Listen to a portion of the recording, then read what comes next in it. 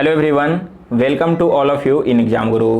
दोस्तों, आज से आप लोगों की एयरफोर्स के लिए रीजनिंग की क्लास भी स्टार्ट हो चुकी है और आज फर्स्ट क्लास में हम एनालॉग के क्वेश्चन को देखेंगे।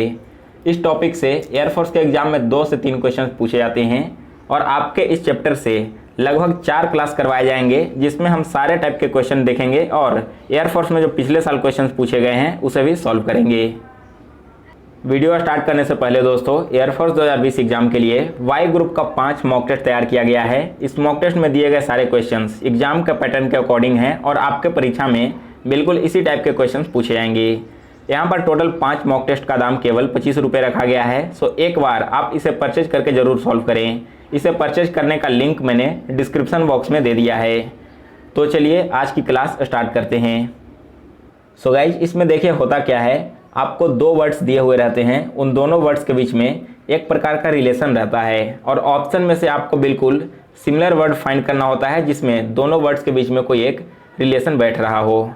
तो आइए क्वेश्चंस को सॉल्व करते हैं। फर्स्ट क्वेश्चन है, राइटिंग एंड प्लेगरिज्म जिस प्रकार से संबंधित है उसी प्रकार से इन चारों ऑप्शंस में से कौन सा वर्ड संबंधित होगा। तो समझते हैं कि राइटिंग और प्लेगरिज्म के बीच में कैसा संबंध है। देखिए, प्लेगरिज्म क्या होता है कि किसी का लिखा हुआ, जैसे मान लो किसी का लिखा हुआ कोई बुक हो या फिर कोई पीडीएफ हो, अगर आप उसे सिमिलरली कॉपी करके अपने नाम के अनुसार उसे प्रिंट कर देते हो तो उसे बोला जाता है प्लेगरिज्म। यहाँ पर कहने का मतलब है कि किसी का लिखा हुआ उसको जस्ट कॉपी करके उसे अपने कॉपीराइट के थ्रू पब्लिश कर देना एक रॉन्गफुली तरीके से। तो उसी प्रकार से दोस्तों, मनी और मिस एप्रोप्रिएशन का बिल्कुल संबंध वैसा ही है। मिस एप्रोप्रिएशन का मतलब होता है किसी के पैसे को अपने अधीन कर लेना किसी भी गलत तरीके का अपनाकर। जैसे किसी पब्लिक कार्य के लिए कोई फंड आया हो, उस फंड को अपने अधीन कर लेना अगर गलत तरीके से हुआ तो उसके लिए हम वर्ड यूज करते हैं मिस एप्रोप्रिएशन। सो बी ऑप्शन इस क्वेश्चन का करेक्ट आंसर है। सेकंड क्वेश्चन है, कंडेंसेशन और रेफ्रिजरेट जिस प्रकार से संबंधित है उसी प्रकार से इनमें से कौन सा वर्ड संबंधित होगा। तो देखिए, अगर किसी भी चीज़ को हम रेफ्रिजरेट करते हैं तो वो क्या होता है, वो कंडेंस्ड हो जाता है या फिर कूल हो जाता है। कंडेंसेशन का मतलब है ठंड होना। तो उसी प्रकार से अगर हम किसी भी ऑब्जेक्ट को, किसी भी वस्तु को हीट करते हैं, गर्म करते हैं, तो वहाँ पर इवेपोरेशन का प्रोसेस होता है। सो ऑप्शन ए इस क्वेश्चन का करेक्ट आंसर है। नेक्स्ट क्वेश्चन नंबर 15 है, मोजेक और टाइल का संबंध है जिस प्रकार से है उसी प्रकार से इनमें से कौन से वर्ड का संबंध है यहाँ पर। तो देखिए, मोजेक क्या होता है, मोजेक एक टाइल्स का पैटर्न होता है। आपने नाम सुना होगा मोजेक पैटर्न। सिमिलरली उसी तरह से कवरलेट और क्लॉथ संबंधित है। कवरलेट दोस्तों होता है एक तरह का बेड स्प्रेड जिसे आप हिंदी में बिछावन बोलते हो, और वह किस चीज़ का बना होता है, तो वह बना होता है कपड़े का। सो डी ऑप्शन इस क्वेश्चन का करेक्ट आंसर है। 16th क्वेश्चन है, ऑथर और मनुस्क्रिप्ट। देखिए दोनों कैसे संबंधित है। ऑथर जो चीज़ें लिखता है उसे बोला जाता है मनुस्क्रिप्ट। उसी प्रकार से आर्किटेक्ट क्या करता है, यह ब्लूप्रिंट तैयार करता है किसी भी चीज़ का। सो सी ऑप्शन इस क्वेश्चन का करेक्ट आंसर है। 17th क्वेश्चन है, सिमर और बॉयल। तो देखिए, सिमर और बॉयल का क्या संबंधित है। तो simmer is to cook something just below the boiling point. That means simmer क्या होता है, किसी भी चीज़ को बॉइलिंग पॉइंट से थोड़ा सा नीचे अगर हम लोग कुक करते हैं, उसे पकाते हैं, तो इसके लिए वर्ड यूज कर सकते हैं सिमर। तो देखिए क्या संबंधित होगा इससे, यहाँ पर संबंधित होगा ड्रिजल और डाउनपोर। सीमर का मतलब क्या है, किसी भी चीज़ को बॉइलिंग पॉइंट से जस्ट नीचे गर्म करना, और बॉयल क्या हो गया, बॉयल को काफ़ी उच्च तापमान पर खौलाना। उसी प्रकार से दोस्तों, ड्रिजल का मतलब होता है, यहाँ पर ड्रिजल का मतलब है लाइट रेन, यानी कि जब कम वर्षा होती है थोड़ी बहुत, उसे हम लोग बोलते हैं ड्रिजल। और डाउनपोर का मतलब होता है जब अचानक से काफ़ी तेज़ बारिश होने लगे, तो इसके लिए वर्ड यूज करते हैं डाउनपोर। अगला प्रश्न है 18th में है टैली और वोट्स। तो टैली क्या होता है दोस्तों, टैली होता है किसी चीज़ को कैलकुलेट करने का। जैसे देखिए, वोट्स क्या होता है, वोट्स को कैलकुलेट किया जाता है, तो इसका संबंध टैली से इसी प्रकार से है। टैली का मतलब है किसी चीज़ को कैलकुलेट करना, और वोट्स को क्या करते हैं, हम कैलकुलेट करते हैं। उसी प्रकार से देखिए, सेंसस और पॉपुलेशन ये दोनों संबंधित हो गए। सेंसस क्या होता है, सेंसस होता है किसी भी चीज़ को काउंट करने का प्रोसेस, और पॉपुलेशन क्या होता है, पॉपुलेशन को हम लोग काउंट करते हैं। सो ऑप्शन ए इस क्वेश्चन का करेक्ट आंसर है।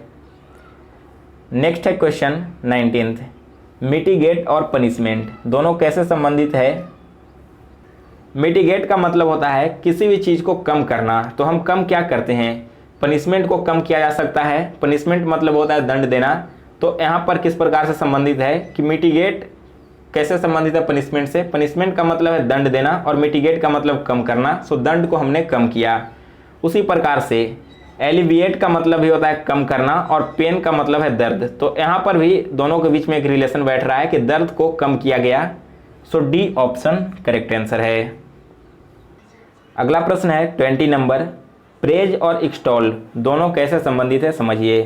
प्रेज का मतलब क्या होता है, प्रेज का मतलब होता है दोस्तों किसी से मतलब एक तरह से आप बोल सकते हो माफ़ी मांगना या फिर प्रेज करना। और जो एक्सटॉल वर्ड है, एक्सटॉल प्रेज का ही हायर डिग्री है। बहुत ज़्यादा अगर आप किसी से प्रेज कर रहे हो तो इसके लिए हम वर्ड यूज कर सकते हैं एक्सटॉल का। उसी प्रकार से समझिए डिसलाइक का मतलब होता है किसी को नापसंद करना और लोथ का मतलब होता है किसी को अगर आप बहुत ज़्यादा नापसंद करते हो तो वैसे कंडीशन में लोथ वर्ड का यूज किया जा सकता है। सो डी ऑप्शन इस क्वेश्चन का करेक्ट आंसर है। अगला प्रश्न देखते हैं 21 नंबर, फ्रेगाइल और क्रैक जिस प्रकार से संबंधित है उसी प्रकार से चारों ऑप्शंस में से कौन सा ऑप्शन करेक्ट है। देखिए फ्रेगाइल का मतलब होता है काफ़ी नाजुक चीज़, कोई भी वस्तु काफ़ी मुलायम हो या फिर नाजुक हो तो इसके लिए वर्ड यूज किया जाता है फ्रेगाइल का। तो नाजुक चीज़ें क्या होती है, वो क्रैक हो जाता है उसमें। सो इसका रिलेशन आप यहाँ पर समझ रहे हो, जो नाजुक है वो क्रैक होगा। उसी प्रकार से संबंधित है दोस्तों प्लेएबल और वेंड। प्लेएबल और वेंड का संबंध कैसे देखिए, प्लेएबल का मतलब होता है यहाँ पर लचीला। तो जो चीज़ें लचीला होगी वो क्या होगा, उसे जब हम पकड़कर मोड़ेंगे तो वो मुड़ जाएगा यानी कि वेंड हो जाएगा। सो आपने यहाँ पर इसका रिलेशन देख लिया कैसे संबंधित है। अगला क्वेश्चन है 22, हैंडकप्स प्रिजनर। हैंडकप्स का मतलब क्या होता है, इसका मतलब होता है दोस्तों हथकड़ी। हथकड़ी किसे पहनाया जाता है, तो यह पहनाया जाता है प्रिजनर्स को।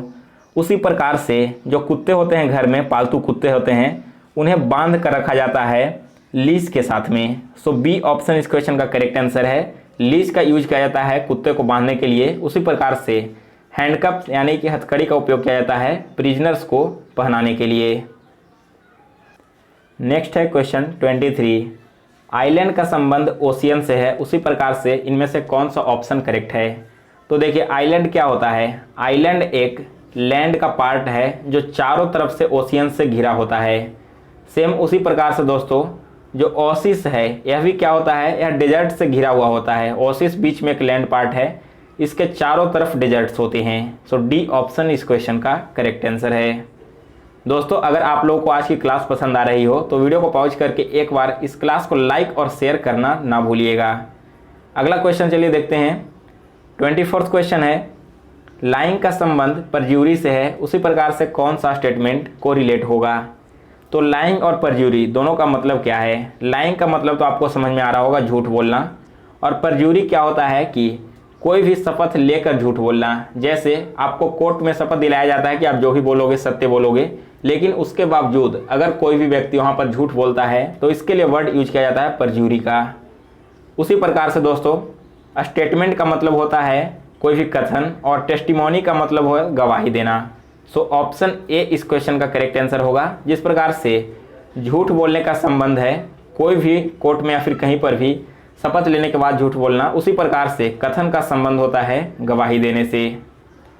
नेक्स्ट है क्वेश्चन 25, प्री हिस्टोरिक का संबंध है मिडिवल से उसी प्रकार से इनमें से कौन सा वर्ड को रिलेट होगा। तो देखिए प्री हिस्टोरिक और मिडिवल क्या है, मिडिवल का पहले आता है प्री हिस्टोरिक अगर हम लोग टाइम के अनुसार से देखें तो, उसी प्रकार से फ्यूचर के पहले प्रेजेंट आता है।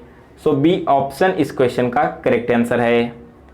26 क्वेश्चन, सीक्रेट एंड क्लैंडस्टाइन का संबंध जिस प्रकार से है उसी प्रकार से निम्न में से कौन सा ऑप्शन करेक्ट होगा। तो देखिए क्लैंडस्टाइन का मतलब होता है गुप्त रूप से, और सीक्रेट का मतलब भी है गुप्त तरीके से, यानी कि दोनों वर्ड्स एक दूसरे के सिनोनिम हैं।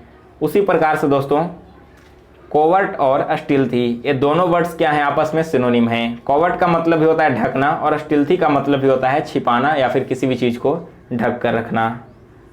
नेक्स्ट है क्वेश्चन 27, लिक्विडिटी का संबंध जिस प्रकार से गैसियसनेस से है उसी प्रकार से कौन सा वर्ड आपस में संबंधित होगा।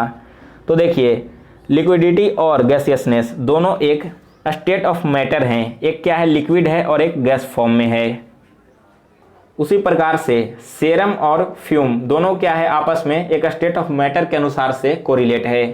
सेरम लिक्विड फॉर्म में होता है जबकि फ्यूम गैस फॉर्म में होता है। 28th क्वेश्चन है, फिजन और फ्यूजन का जिस प्रकार से संबंधित है उसी प्रकार से निम्न में से कौन सा ऑप्शन संबंधित होगा। तो देखिए फ्यूजन क्या होता है, फिजन होता है ब्रेकिंग, वाइल फ्यूजन होता है कंबाइनिंग। फ्यूजन में क्या होता है, ब्रेक होता है, एक चीज टूट करके दो चीजों में कन्वर्ट होता है, जबकि जो फ्यूजन होता है उसमें दो चीजों को मिलाकर एक चीज बनाया जाता है। तो सिमिलरली उसी प्रकार से दोस्तों सेपरेशन और टोगर्दनेस आपस में कोरिलेट होगा। सेपरेशन का मतलब होता है अलग करना और टोगर्दनेस का मतलब होता है एक जगह सम्मिलित कर देना। नेक्स्ट है क्वेश्चन 29, एक्शन का संबंध जिस प्रकार से रिएक्शन से है उसी प्रकार से दोस्तों एसेल का संबंध डिफेंड से होगा। एक्शन और रिएक्शन क्या है, एक दूसरे के अपोजिट है। सिमिलरली एसेल और डिफेंड भी एक दूसरे के अपोजिट है। एसेल का मतलब होता है आक्रमण करना और डिफेंड का मतलब है खुद का बचाव करना। और लास्ट क्वेश्चन देखते हैं आज के इस क्लास का, मैलेप्रोपिज्म और वर्ड्स का संबंध कैसे है।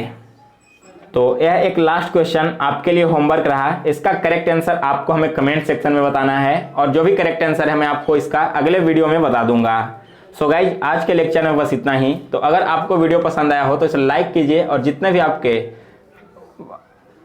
व्हाट्सएप और टेलीग्राम पर स्टडी ग्रुप है उन सभी में इस लेक्चर को शेयर कीजिए। साथ ही में दोस्तों अगर अभी तक आपने हमें इंस्टाग्राम पर फॉलो नहीं किया है तो मेरा इंस्टा आईडी डिस्क्रिप्शन बॉक्स में दिया गया है, वहां से आप हमें फॉलो कर लें।